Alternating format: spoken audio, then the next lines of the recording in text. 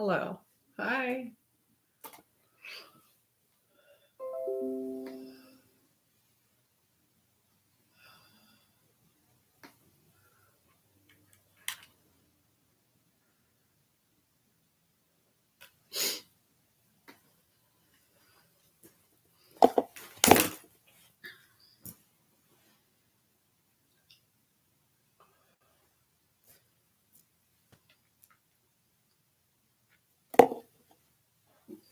So you see all my bloopers and stuff, right? Uh-huh. All my bloopers are here. All my mistakes.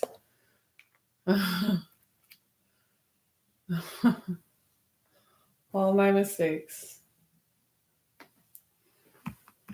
Right? You see all my mistakes all the time.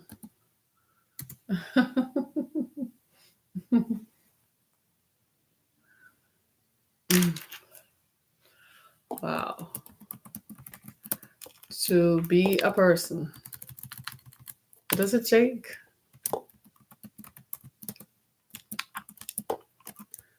Do you know what it takes to be a person? Uh, what are all these notifications? I hate every one of them. Get lost, Facebook.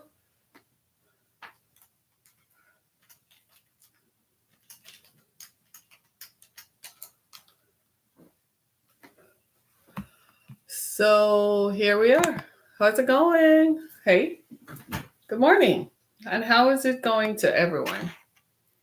Right? Good morning. I'm kind of like caught up this morning because I kind of got caught.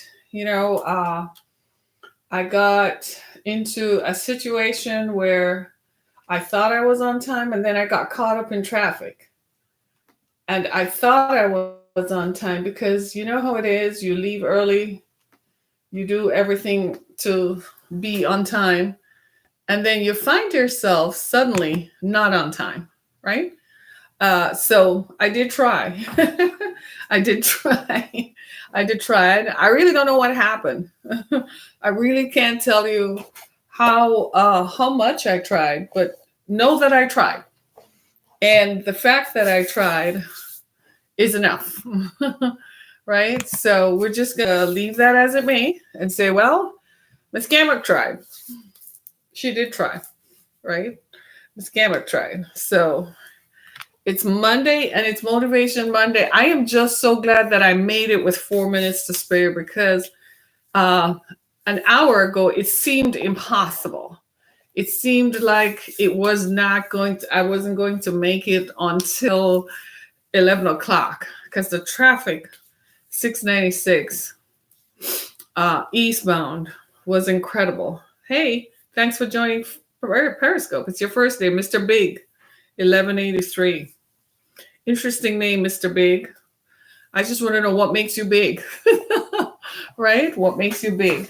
And so our show, we sort of like just went along with it because after a while, have you ever just been caught up in a situation where you didn't have much choice and it was you and everything else, and it was just incredible. So I'm so grateful I made it anyway, right? I'm grateful that I made it.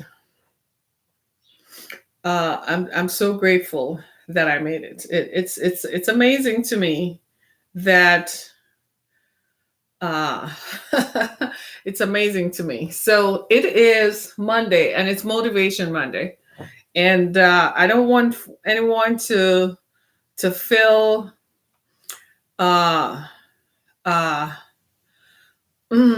Lord Jesus.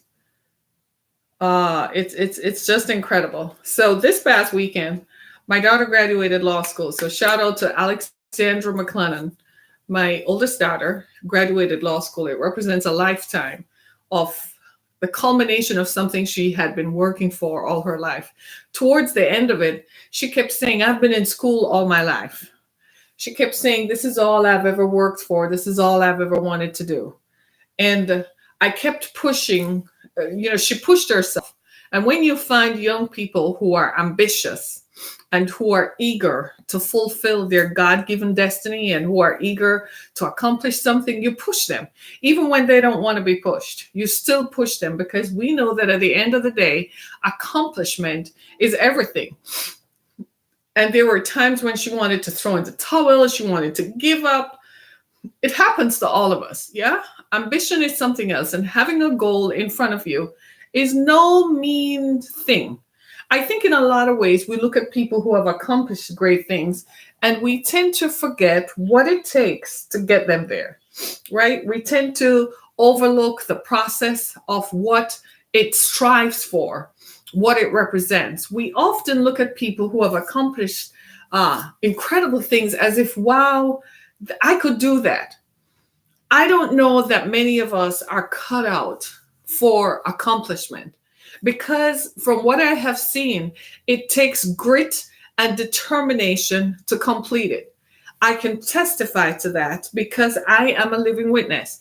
Not my daughter. My daughter has her own life's path. As I've told her many times, this is your life. This is your own goals. This is your life's path, which is vastly different from mine. In fact, one of the things we do as parents is to create a life for our children that is better than ours. We want to give them a future that is very different from the one that we knew, the one that we grew up with, the one that we were exposed to, right? The one that our circumstances determined and dictated that we would have. So a lifetime achievement then is the crowning glory of everything that you have striven for, everything that you have worked for. And so many times, what we do when we encounter folks who have achieved stuff, we tend to look at where they are now. And we either envy them or belittle them. You've often heard people say things about someone who has accomplished great things, and you're like, that is so disingenuous. That sounds like jealousy. And it's because that person has exemplified characteristics that the other person wishes they could have had.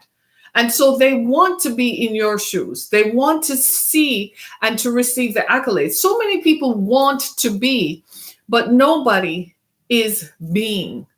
Nobody is trying. It takes incredible strength of character to be able to accomplish something. I'm not talking about something that has been handed to you, not something you're born to because your father was so and so or your mother was so and so. So it's inevitable that you would receive it. I'm not talking about that. I'm not talking about something that is handed to you because of your last name, because of something in your bloodline, because somebody decided to give it to you. I'm talking about cold, hard ambition, cold, hard determination, cold, hard grit to go after something that you want. And so this past weekend, I got to witness a group of young people who, despite all the odds, because they're my daughter's friends, right? They're her associates. And you hear their struggles. So you become intimate with their struggles. You hear all about it. You hear all about the divorce of parents in the midst of them achieving their goal, going towards higher education. You hear all about foreclosures on houses. Yeah, you hear about businesses failing and they don't know where the money is going to come from to support them.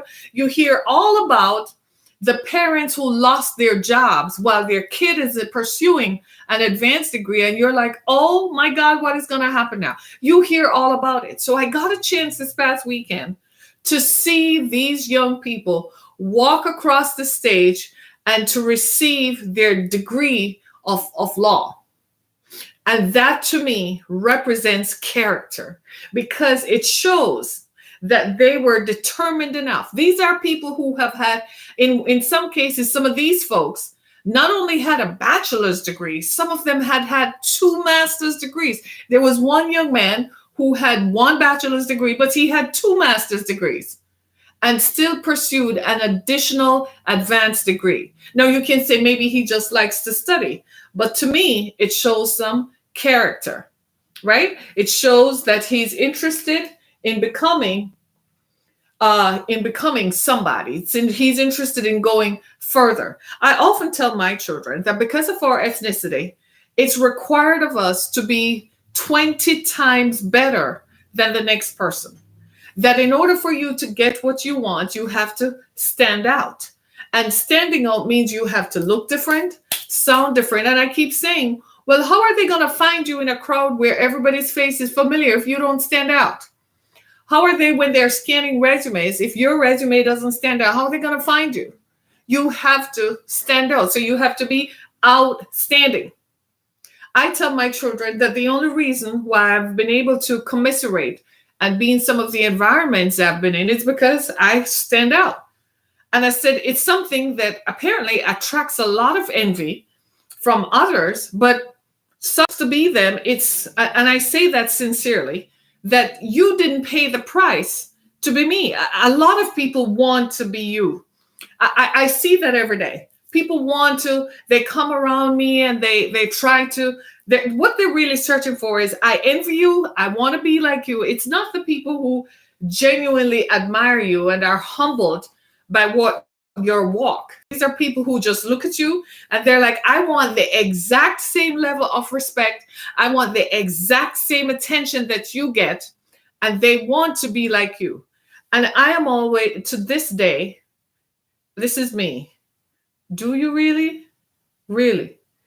Would you go through the stuff that I went through? I am humbled by the circumstances that happened to me. Those circumstances were meant to destroy me. But you know what it did? It pushed me, but it humbled me. Because had I acquiesced to it, I would have been totally and utterly destroyed. But it pushed me to go further. It pushed me to get over and to get beyond it. And so when I ask the question today, what do you do? So when you look at these young folks, most of them, they have plans for their lives. You'd be surprised. People want to be Supreme Court justices. People want to make a difference. People want their name to be attached to legislation that changes people's lives. People want to go out and advocate for something. It humbled me just looking at them. And I was humbled. And I said to myself, wow. Wow. Do you see what I'm saying? So when it made me, as I was driving this morning and I thought about, what do I want to say? What do I want to talk about today? What is it that is going to impact you, that is going to make you better? Hallelujah. It's something that humbles me. It's something that made me want to think about what it is that I would want to do. What it is that I would do. It humbled me, right? It humbled me. And I just want to say that it's amazing to me how many people quit before you get to where you want to be. Yes, there are plenty of people who quit before they get there. Why? Why is that? Why do people quit before they get there? I'll tell you. The process. Right? The process. Have you ever have you ever been subjected to process? Have you? I wonder if you have. Because if you have ever been subjected to any kind of processes, you will realize the process. But you know what the thing about process? Process is designed to humble you, right? Process is designed to make, and that to work like that. You know how it's designed to work? Process, because you have to be processed, right? You have to be, because if you're not processed, you make a fool of yourself. If you are not processed, what happens? You lose. You don't make it, right? So you have to be processed. Say process. And so many people, what they do is they forget about the process. They think they can get there to the top without the process. No, it doesn't work like that. And as I look through the faces of the young people there, I began to realize that there is a commonality. What the commonality is? The commonality is what? They've all been subjected to process. You know what the process does? The process The process defines you. The process encourages you, and the process makes you determine if you are worthy of the calling that you've been given. Think about it. It's not an error that you are who you are, right? It's not.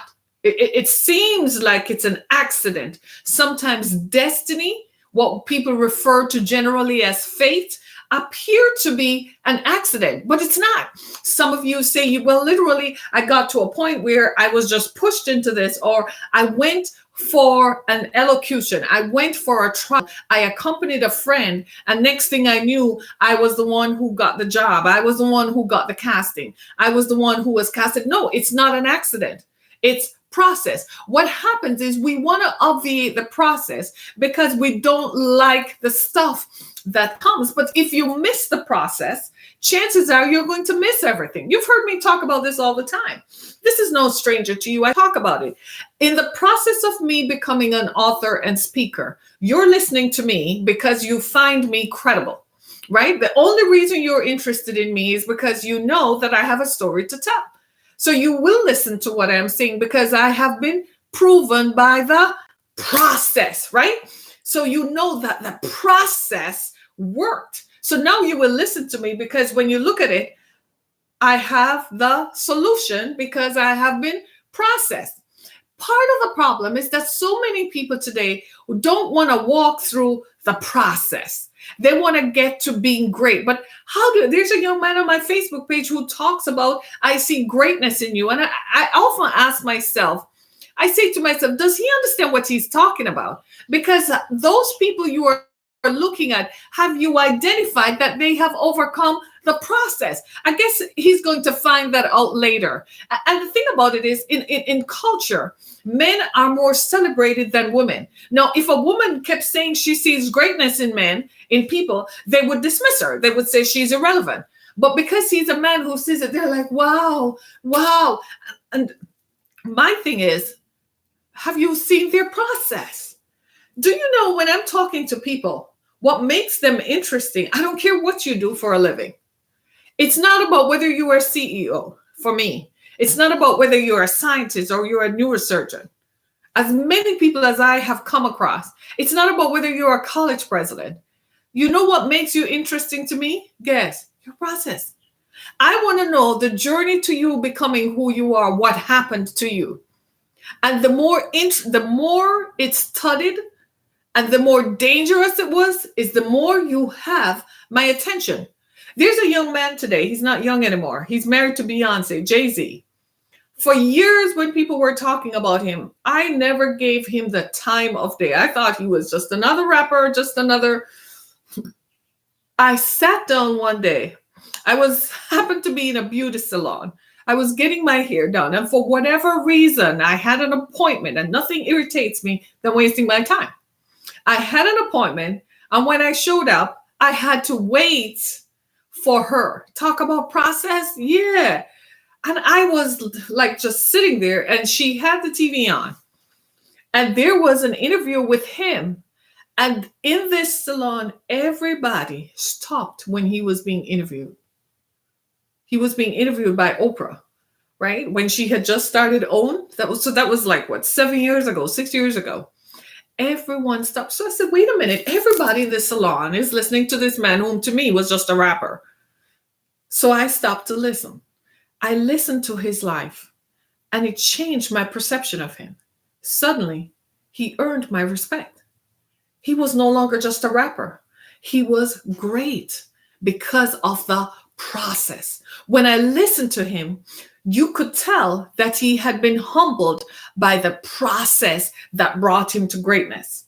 You see the difference with everybody. Everybody wants to be great. Everybody wants to be somebody. Everybody has this pursuit. I mean, there are people killing themselves. I can tell you, my ex-boyfriend will tell you, if you were to talk to him, all his women, his chicks now, everybody wants to be, but none of them have the process.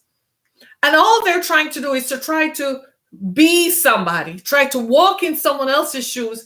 And I blaze the trail that very few can. And I'm not boasting. I don't have to boast. It is what it is.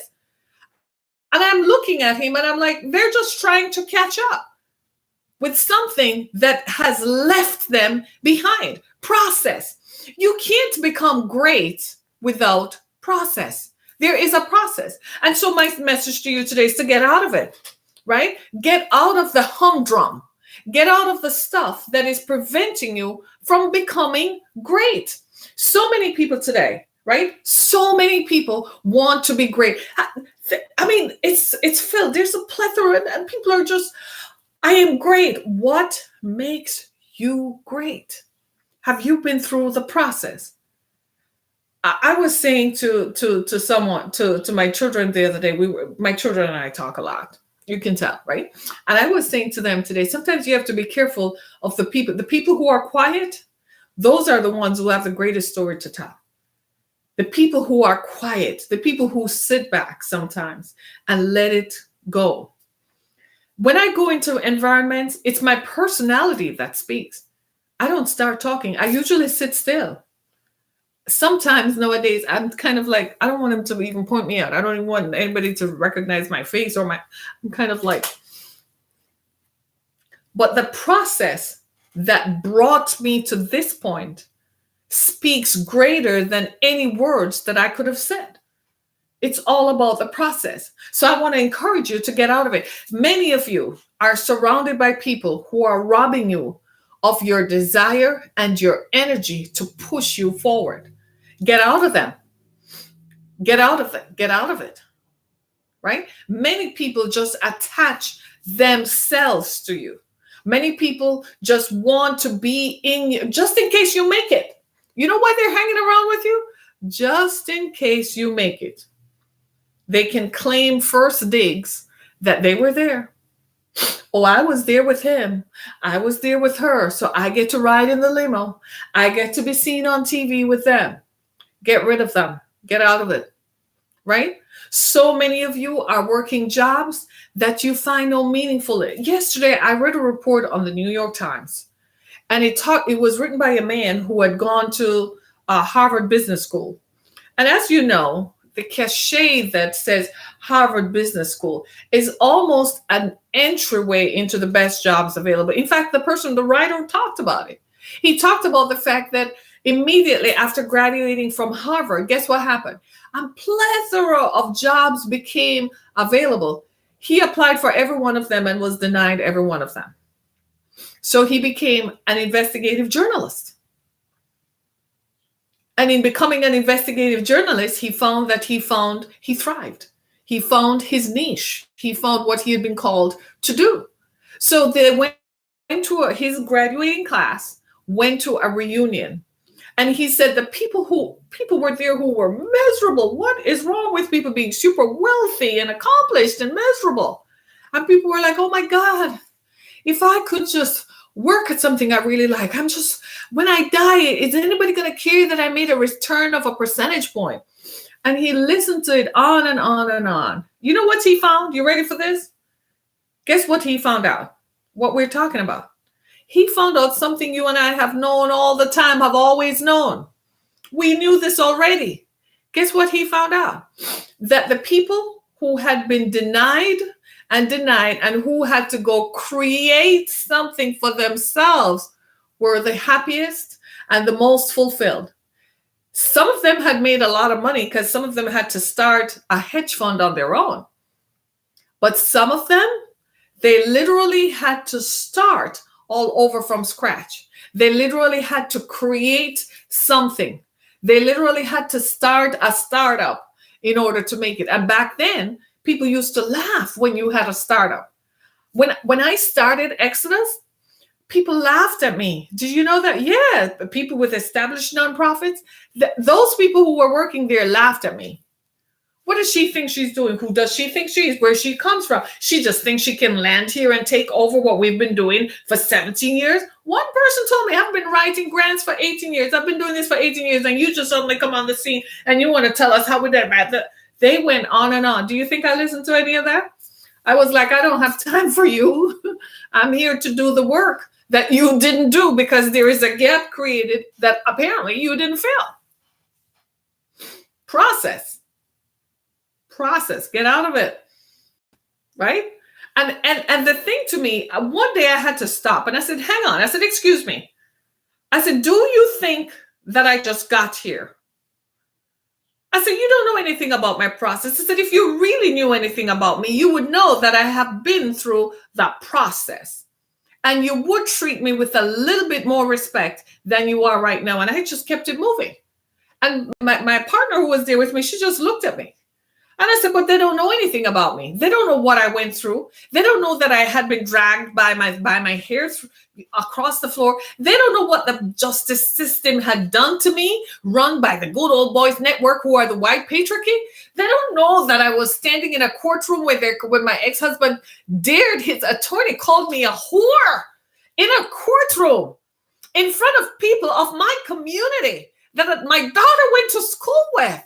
And I had to turn around and complain to the Bar Association for that attorney. They don't have a clue. I had got the judge recused because I complained about his attitude in allowing that. I was not going to stand there and let someone accuse me and call me a name for something I'm not guilty of. Come on now. I told my ex-husband, I said, you should have told them something I'm guilty of. But don't go up there and tell them and call me a whore. Let your attorney call me a whore. I said, who are you talking to? I said, you can't do that to my reputation. The people who raised me are turning over in their graves if I stand back and let you talk about me like that. I did something about it. Talk about it. Say process. So today, when you hear me talk to people about ending violence against women and girls, guess what you can say? I have been through the process and I got out of it. I got out of it. You see where I'm coming from? So what I want you to do on this Motivation Monday, I want you to examine your life. Yes, you owe it to yourself. I want you to sit down and examine your life. See, I've done that. I've written 3 books. My books are a roadmap and a guide. If you read my books, it tells you exactly who I am, what I've been through, and where I'm going. If you follow the things I've been saying for months now through this medium, you realize that she's been through the process, right? So I want you to do the same. I want to see you and I want to feel you. I want to feel you. I want you to feel yourself, right? So I want you to take note of who you are. Get out your pen and paper. So you don't use a pen and paper, you use a tablet like I do with a pen. All right, let's do that. And I want you to write out yourself. Write out your process. What happened to you? Write it out. Write it out, everything. The things you can't talk about, the things you never told anybody, the things you didn't even tell your therapist, the things you can't tell your wife, you can't tell your husband, things you can't tell your pastor, you can't tell your priest, the things you can't tell the father, the things you can't tell your BFF, the things you can't tell your human resources coordinator. Write it out. I want you to write it out because you know what that is? Your process. And then I want you to get out of it. Take your head out of it. So many of us have been imprisoned by the stuff that happened to us. I talk about it. You know why? Because I want you to see it, that it had the potential to destroy me, but it didn't. So I write books about it and I talk about it. Got out of it. But that was the process that took me here. Right? So get out your pen and paper. Yeah. And write it out. And when you see it, you're going to be amazed at yourself. You're going to look at yourself in a different way. So many of you have allowed what I call social conditioning, societal conditioning. You know what that is? That is the society telling you that based on where you're born, based on where you come from, based on who your parents are and your color and your class, that determines the extent of all that you can ever be. And you've been conditioned by it. So you tell yourself, well, people like me who come from this can't do this. People like me who come from that can't do this. People like me who come. and you let that determine your boundaries and where you're going. Yes, you don't even realize it because it's subliminal. It's so deeply festered in your mindset. You don't even realize that's why you think. You don't believe me? Okay. So you're black, you're Hispanic, you're brown, you're from Tehran or Iraq or Pakistan or wherever. You don't even realize when you say things like, it's because I wear a hijab, why they think of me like that. It's because I'm black, why they say that to me. That's societal conditioning. And then it's reinforced mostly through movies and through what? Advertising. It tells you that if you want to be this, you have to be born in this environment. You have to look like this. You have to wear these clothes. Subliminal messaging. You're nodding your head. That's what advertising is. You have to drive this car. And then you can say you can be a psychiatrist or a psychologist, or you want to be a lawyer or prosecutor or a judge. That's what it says. So you want to be a journalist and a TV anchor? This is where you should have been born. This is where you should live. This is the school you should have gone to. That's what that is. It's societal conditioning. And many of us allow it to determine the extent of where we should be. Right? What are you going to do? You're going to get out of it. Right? You're going to get out of it. Right? You have to get out of it. Get out of it. That's one. That's major. Some of you allow your educational background to dictate how far you go. So you may not have a degree. So you know what's the first thing you tell yourself? Well, I don't have a degree, so I can't do this. Listen to yourself. Why are you downing yourself and negating yourself? Get out of it. Get out of it. What's your it? Get out of it. Last week we talked about unpacking it. Today it's get out of it. Right? Some of you are in relationships and you tell yourself this is all you can do, because you tell yourself that all the women you've known, your mother, your grandmother, they married people like this. Right? So you end up with people who don't serve you. They don't serve your best interest. Why are you with them? If they're not serving your best interest, why are you with them? Why are you allowing them to take up your energy and your space? Why are you investing yourself in them? Everything that you do, every relationship that you come across has to be fruitful for you. If it is not, get out of it. I don't care what kind of relationship. If it's a business relationship, if it is an intimate relationship, if it's just a friendly relationship, if it is not going to serve your best interest, get out of it. Get out of it. Yep, get out of it. Yes, you heard me right. Get out of it. Whatever it is, it doesn't matter what the person does. It is not about that. It is about who they are. And if they're not going to serve you, if they're not going to bring something to you, get out of it. Get out of it. Are you going to? Do you owe it to yourself? Do you believe that you deserve to be successful? Do you believe that? Do you believe that you were born to be successful? It's up to you. Get out of it. Are you going to let societal conditioning tell you? Are you going to let communal conditioning tell you? You know, the stuff you get from your community, the familial community. Forget about what the family says.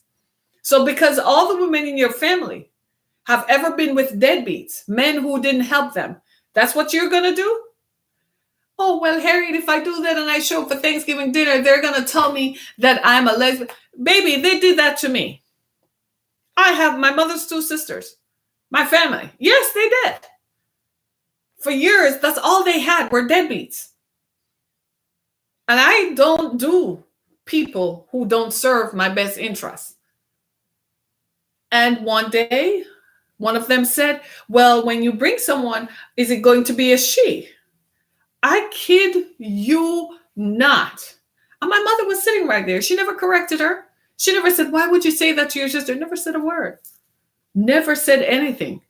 But you know what I did? I bided my time and I got out of it. I got out of them. Why? Because it doesn't matter who the person is. If they don't serve your best interest, get out of them. If I can't even tolerate, I tell myself, they're not even good enough for you to be around once a year at Thanksgiving or Christmas or birthday. They're not good enough because what? They're filled with negativity and diatribe that tears you down. Why are you around people who tear you down? Get out of it. Simply put, get out of it. I kid you not. Some of you are around people who continue to remind you of your past. Wow, that's a big deal. You know, we've all made mistakes. You know that, right? We've all been there. Mine are too numerous to quantify. The thing with my generation is that when we were making mistakes, the internet was not yet invented. So there's no record of it. Right? Because otherwise, baby, oh my goodness. When we were messing up back then, we all have made mistakes. Do you know it took me years to confess that my ex-husband beat me up? To me, that was a mistake I had made, a mistake, an error in judgment. And that error in judgment almost cost me my life. I couldn't talk about it. I was so ashamed. But you see, once I got out of it, and I told myself, get out of it, Harry, get out of it, get out of your mind, get out of your head, get out of this thing, the shame, get out of it. So that I could be free. You owe it to yourself. Do you see what I mean? Get out of it. Some of you have people who continue to remind you of your past. Oh my God. All the mistakes. I got rid of every one of them. Don't come and remind me of the foolish stuff I did as if it is what it is. No, I evaluate people. And if you are not serving me, if you're not going to make me a better person, if you are not contributing to my success, you cannot be around me. Do you understand? Ladies and gentlemen, we need to get to that stage. We need to start serving us. Talk about being a servant leader. Everybody's on the bandwagon. I'm like, Jesus been talking about that for 2,000 years. You just got that? But first, you have to evaluate people. Who are they? And determine your boundaries. There are some people who have access, and there are some people who don't. You might be related to me. That does not give you automatic access. Set up boundaries, even with your family members. Yes, you know, the ones who continue to call you and say, remember when we went down to the store and we took the 99-cent thing off the shelf? And you are with people now who are judges and thing, and you're a lawyer. Forget about them. Drop them. Let them have to look up to see you.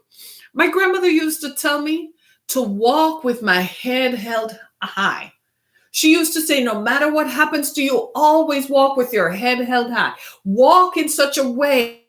She used to say, make sure you do yourself. Try not to do anything that will bring you down, but if it tries, still hold your head up high.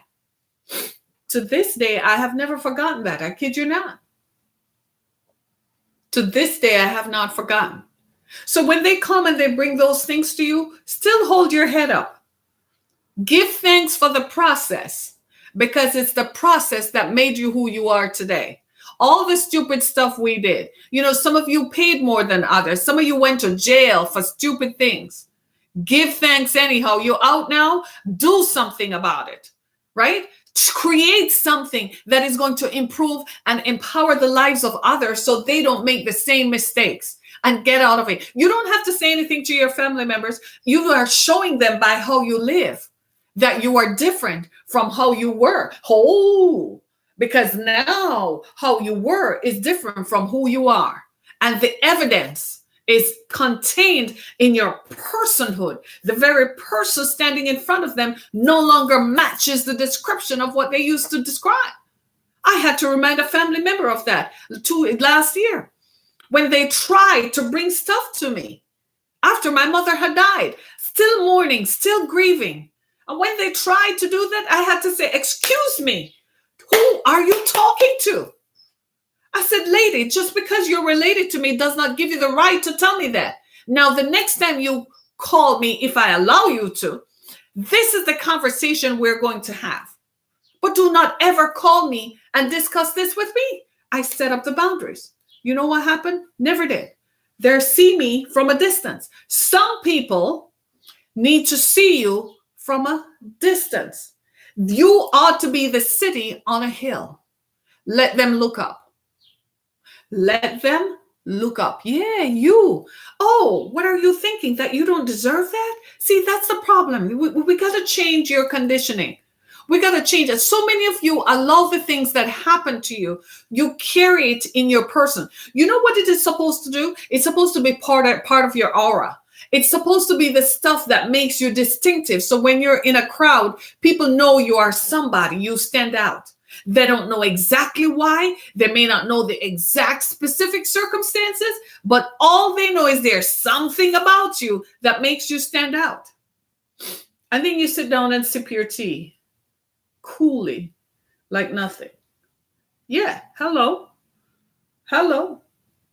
Get out of it. Some of you have stuff. We talked about your degree or lack thereof. I don't think I really have a degree. Get out of it. You want to change it? Go get one. You don't feel like that's what you need to do? Well, as for me and myself, I'm qualified by my life experiences. You want to sit down and take notes? I can tell you at what point my degree interjected with your life and intersected. Would you like me to describe that? I can put it into terms for you. Never have I gone anywhere to speak where they ask me what my degree is. Never. Why? Because there's a time and place for that. They're not the Board of Education. They're more interested in my life experience because it is your experience that qualifies you. It's just like that report I told you I read about on the New York Times about people who went to Harvard Business School, right? And how they felt about themselves, right? Hey, good morning, right? And they were talking about how the Harvard Business School and the connections and the networking. And what he found was the people who were happiest were the people who had to try and fight for themselves. So get out of it. So many of you are telling yourselves that, oh, well, you know, my daddy wasn't rich and I wasn't born rich, so I can't do this. And they didn't give me an endowment. Get out of it. You think they gave me anything? They didn't give me anything either. They didn't give me anything. I took it. I had to go fight for it. Literally.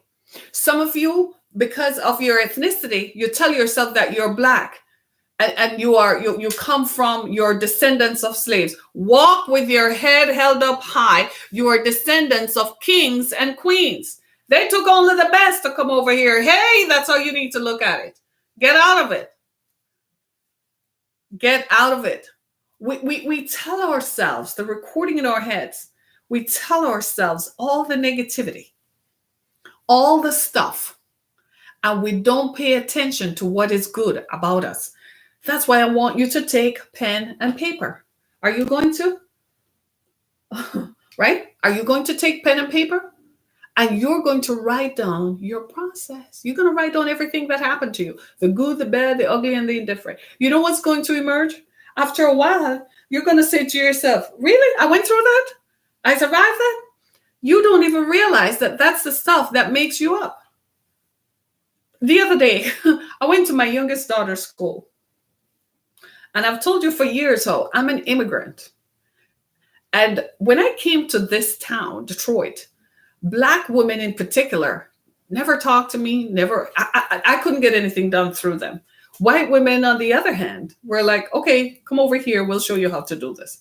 Very few Black women wanted to, in fact, they gave me the hardest time.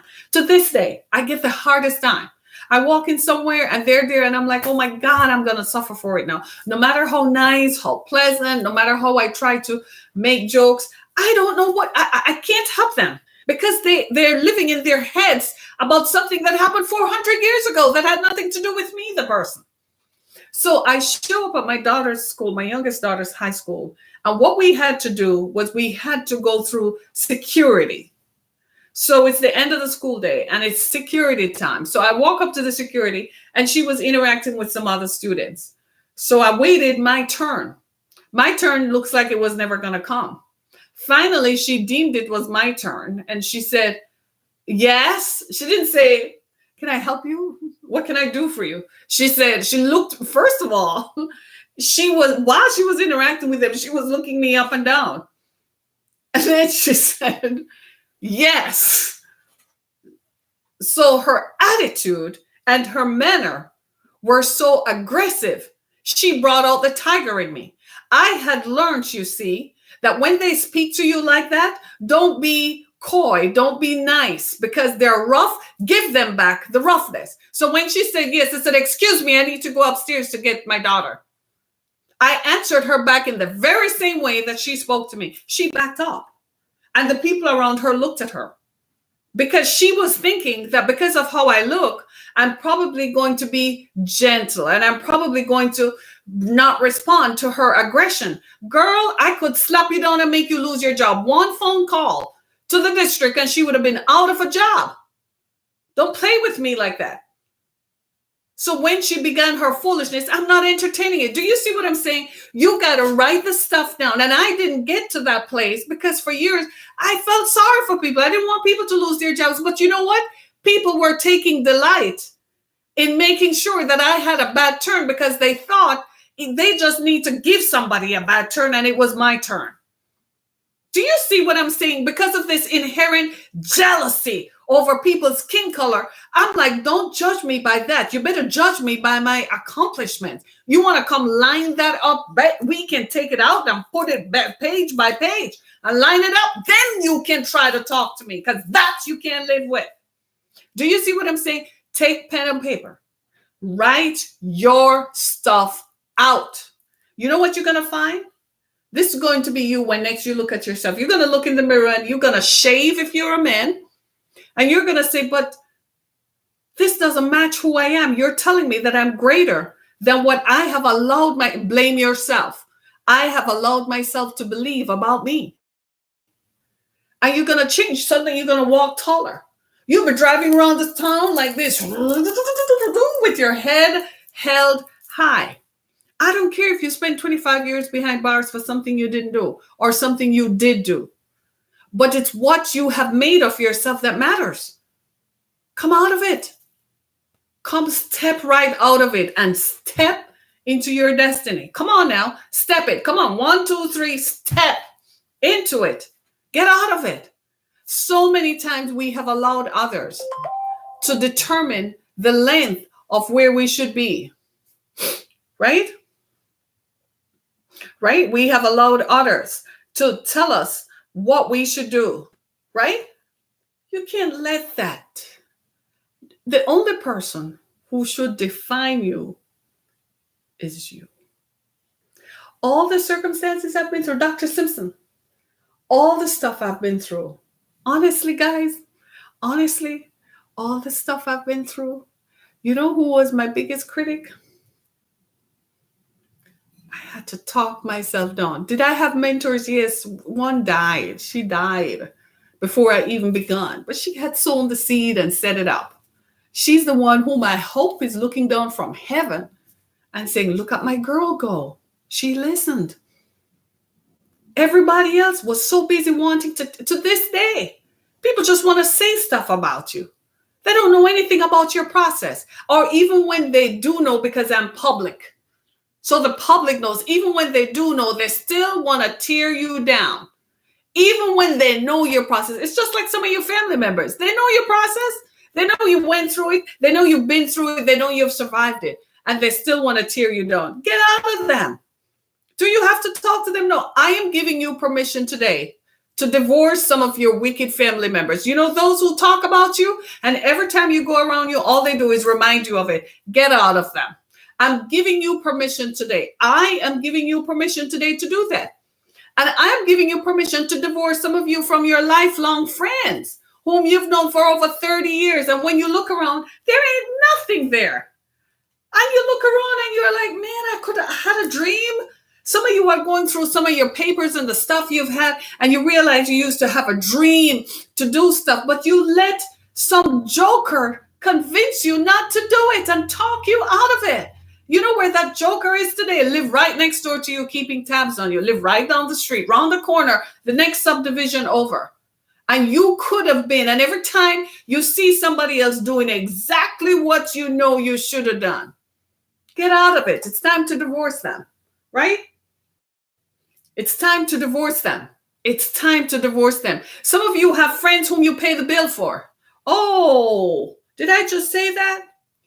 Every time you go out with them, you have to pay the bills. But what is it? Is it that you like the company of them? Let me tell you a story. This morning, it's amazing how life works, isn't it? And I don't know what made me remember this. I'm standing at the kitchen sink. It's Monday morning, and I had to make breakfast. So my daughter said, Mommy, can you make me something, make me an egg? So I'm making breakfast, and for some silly reason, I am remembering a conversation I had with my ex-husband. This is like 25 years ago now, right? And I'm remembering a conversation I had with him about one of his friends. This guy really had nothing to. And I remember asking my ex-husband, what do you see in him? And I said, and then he said, no, he's just a good friend. You know, we come a long way. And, you know, we've been together, you know, we've been friends for a while. And the guy everybody in their group had a business and a house, you know, those people, they had nice houses, right? Everybody had something. This dude had nothing. His wife worked for an airline, and I guess they got free flights.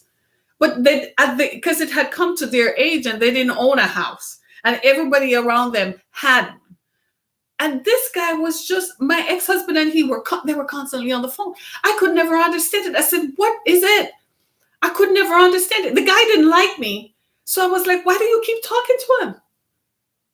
And he said, it's just my friend, man. It's, you know, it's just the way it is, Harriet. You know, he's just my friend. And I could not understand it. You know, this morning, I don't know how I remember the conversation. Maybe I'm thinking about the guy. Maybe I'm wondering if he's still around. But you know what came to me? Everybody wants a yes man. And maybe to my ex-husband, that was the yes man. Because he was constantly looking up to him, because my ex-husband had stuff that he could partake of. You know, my ex-husband always had a house where they could land safe. You know how that is? He had a house where he could land safely. He always had access to resources where he could always say, hey, man, I need a blah, blah, blah, blah. You know how men talk to one another, right? And because I was trying to understand, why do you keep certain people around you? And I remember asking my ex-husband that. I said, of all the people you keep around you, he's the one I'm questioning, because everybody else, I could understand. They have a connection that you tie into. You know, there's something, but him, what is it? And now I understand it. Even though the guy didn't, you know, for whatever reason. And one day it took another friend who was female. One of my ex, yes, he had girlfriends too. Girl, did he ever. He had girlfriends, women friends, who were just like, whatever. And it was one of them who said, you don't know why so-and-so don't like you? Because he wants you, but he can't do it. He can't come near you because your husband will kill him. That's just a sidebar. Say sidebar, right? But some of you have people, and that guy sat in my ex-husband's ear. When I told my ex-husband to go after a particular business opportunity, he was one of the dissenting voices. And when it all came down, when the marriage had ended, and you know, when a marriage starts ending and it ends, that's when you hear all the regret, right? When it ended, my ex-husband brought the subject up. And he said, I should have listened to you, but I let and talk me out of it. And instead of listening to you, my wife, I listened. And I remember just standing there doing this. So, too late, and it sucks to be you. And I walked off the steps of the courthouse because it was done. Do you see what I'm saying? Don't let that be your story, by the way. Right? I am warning you from now. I'm here to encourage you from now to do the work yourself. So nobody whom you trust or nobody whom you like or nobody whom you want to stay in your life has to walk away because you won't listen to the voices of, you can't tell the difference between those who are really for you and those who are not. Come on. The voice of dissension. The voice of dissension often is cloaked in friendship and warmth and camaraderie, right? So you think that because you have known them forever, they're always, hey man, they're the loudest ones in the crowd for you all the time. Hey man, you know my friend Joe, he's the best. You know my friend Bob, he's the best. You know my friend Rob, he's the best, man. And that's the great, and that's the voice. It's the loudest one, and that's the one you hear. So you listen to what it says. That's really is the voice of dissension, because this was what typified my ex-husband's relationship with that guy. He thought he was the greatest. He used to say that about Fritz. Fritz is the greatest. And Fritz was not the greatest. Fritz beat me up and beat up all his girlfriends. I found out afterwards. Beat up his ex-wives too. Yeah. Afterwards, I found out it was too late. I was already married because his friends hid that. Family too. Yeah. Yeah. Transparent moment. Sidebar. Right? I keep telling you guys, you're a witness to my life. You hear my stories. The hope is that it helps you. But that's why we have to get out of it. Do you see why I had to get out of it? I had to. How could I stay in such an environment of negativity? I was not thriving, not when so many people were against me. I was constantly dumbing myself down because they were just there. And then if I had to shake it off, because here's the thing with people who are born to be great. Guess what? There's this inevitable quality in you that pushes you anyhow. So when the time came, I went out and applied for a job. And despite the fact that I didn't have all the qualifications, when they called me in, they said, there's one quality you have, and it's the get it done quality. And everybody has told us that despite all the fact that these people have 10 degrees, you're the only one who people say has the quality to get it done, and we need you. Here's a contract. We went ahead and prepared a contract. Would you sign here? Would you sign here? You can start right now. They had everything ready for me. They had the keys to the building and a cell phone and a car key. They're like, well, we chose a car. We think you would like red. You want that? If not, we will take you to the dealership and you choose another car. They said that. I didn't have the educational qualifications that they required. But what the board of directors came and said to me was, of all the people, do you see what I'm saying? That's a praise report for somebody right there, right? You've got, and after that, I was like, gotta go. The same voice that my ex-husband used to listen to. Well, you know, your wife has taken off. She's gone further ahead now. How are you going to catch up with that? You have to watch her. You have to just peruse her. You know, you can't just say, because she's going to be all over the place. She's going to travel all over the country. She's going to be all over the world. Next thing you're going to hear, she's in Miami. She's in New York. She's this, she's that. What you going to do? You see where I'm coming from? You see how terrible it is? Do you know how much my ex-husband gave me a hard time every time I had to get on a plane to go somewhere? Because part of the job was traveling. International travel. I had to go. At one point I ended up in South America. Then I was in Europe. Then I was in North America. And he gave me a hard time because he was listening to that voice. Get out of it. Some of you won't even accept a promotion at work because they, you know it. They said, can you really do it? You really, here's how they say it. Listen, you really think you can do it? Implying that it's up to you to choose whether you can or not. I didn't really say you can, but what they're really saying is, look at you. You really think you're going to be better than me? Get out of it. Some of you are with spouses and partners. The reason you haven't gotten any further is because they told you you can. What are you doing with people who call you dogs? Hey, you all, men, what are you doing with the woman you sleep with who calls you a dog? I won't say it. I'm not going to say the thought that just passed through my head, right? What are you doing with people who don't believe in you? You gave up the best one for that.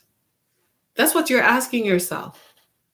And some of you are lucky because you're like, Harriet, for 30 years, I've had this one. You should go home and kiss her feet. But if you made the wrong choice and you're paying for it, sucks, right? Some of you women chose the wrong. We all have issues. Did I say that at the beginning? We all have issues. Living witness. Living witness. We made the wrong choice. We thought people were better than they were.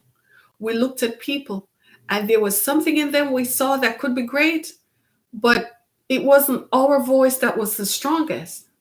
It was the other voices. Get out of it. If it is not serving you and it's not making you the best that you could be, ask yourself that question. Does this serve me? The problem with me is this: I analyze everything. So if I find myself in a situation, I ask myself, is this serving me? Is this bringing out the best in me? Is this going to help me to get to where I want to be? That's my problem. Because I ask myself that, and so I don't get involved in a lot of stuff. You know, some popular activities are taking place around town. Maybe I would be popular or more popular if I had gone to some of those things. I don't know. I tended to think, is it serving you? Is it going to be the best for you? Are those people going to be the best? Is it going to serve you in the long term? And if it didn't answer that, I was like, maybe another time. And so I didn't. So some of the people who probably would have been nicer, now we're on different levels. So they tend to, we are here and they're looking at me like, how you got here. Well, maybe because I didn't go to a lot of the popular stuff where y'all were hanging out at. So now when you hear my voice is not clouded in secrecy or clouded in cloakrooms where I knelt before anybody, or because I begged somebody for a ride, or I had to ask someone for gas money or food money or to pay a bill for me. So now when you hear my voice, you listen. You're compelled to listen because that's the voice of the overcomer, the one whom I couldn't tear down, the one who didn't mess with us. Hello, what you doing, you all? What are you doing? Examine yourselves. Examine your circle. Look around you. Where are you going? And so don't give me the story that you're in your 50s or 60s, so life is over. What you all going to do if you wake up one day and you're 85? What do you say to yourself then? And you realize you could have changed something when you were 55. And you could have changed something at 58. You could have changed something at 60 and 65, but you didn't. Because you let somebody else tell you you're too old to get it done. Hello. Not me. I still tell you that I'm going to be in the south of France on a yacht sipping mimosa with a boy toy. You think it's a joke? It's going to happen. Does it mean that if it doesn't happen today, my whole life is in front of me? I wonder if you're understanding me. Again, your pen and paper, take it out. Write down everything. You know, some people have a bucket list. I don't really have one. I don't know that it hasn't, I've not been inspired because I've done some stuff. So I guess, I don't know. For me, a bucket list doesn't work. Some people do vision boards. Again, I was the vision board, my mind. I have project folders and binders. I write stuff out, right? I was the person who in the mornings used to write in lipstick on my mirror what I'm going to do for the day. My ex-husband used to get so annoyed. So we had a big house. I had my own bathroom. Since it annoyed him that we shared a bathroom, he said, this is my bathroom. Oh, I said, okay. There are 4 bedrooms and 4 bathrooms, 4.5 bathrooms. Actually, it was 5 bedrooms and 5 bathrooms. I said, I'm going to take one for myself. So in the mornings, I use lipstick to write what I'm going to do for the day on my mirror, my bathroom mirror. Annoyed him. But it worked for me. Right? Get out of it. Get out of it. Write it, the vision. You know what the Bible says in Haggai? What does it say? Write the vision. Make it plain. so that they who see it may run with it. Who is they? You are. Get out of every negative relationship. This is the day. Sever the ties. Break it. Every negative relationship, every negative thought pattern, every negative thing you have ever said about yourself, every negative thing anybody has ever said about you that you allowed to influence you. Some of you, they called you a no good, good for nothing, and you let it run around in your head. Get out of it. Change it. How about changing it? Don't let others' words condemn you. Change. So what if some woman who didn't get you said you are no good, good for nothing? Are you going to let that determine change it? Ask yourself, what am I doing that she called me a no good, good for nothing? What did I do? Change. Be your own change agent. Right? We got to go. Thanks so much for joining me. I enjoyed this time with you. Thank you for putting up with me. I was late this morning getting here because, well, you know how that is. Right? Right? Sorry about that. I was like 4 minutes because the traffic. 696. Yeah. Yeah. Right? If this message has been a blessing to you, go to my website, harrietkemmick.com. Go to the exodusfoundation.com. Right on our homepage is contribute. Click on that button. Make a donation to help us. I know you keep looking at me every day and you're like, Harriet, you don't need anything. It's not about me. It's about the people whom I help. I can't let you see their faces because they don't want to be seen, right? But the people whom we help to bring justice for, the people whom we help, who needs to hear this, they push me to do this because they're like, you did it, didn't you? How come it didn't leave a mark on you? I can't, I don't get me, I cry when they say things like that. How come you got out of it? How come it didn't hurt you? You say it happened to you and I read your story, but how?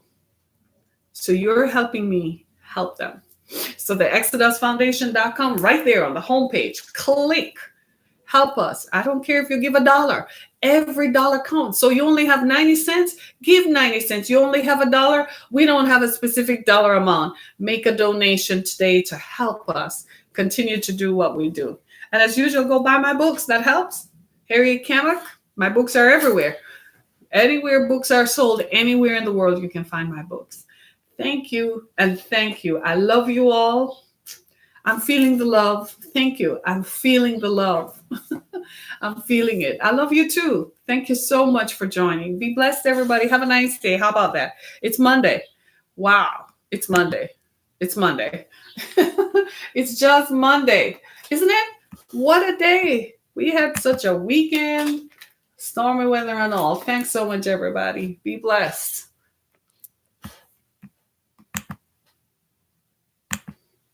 Thanks, everybody. Be blessed.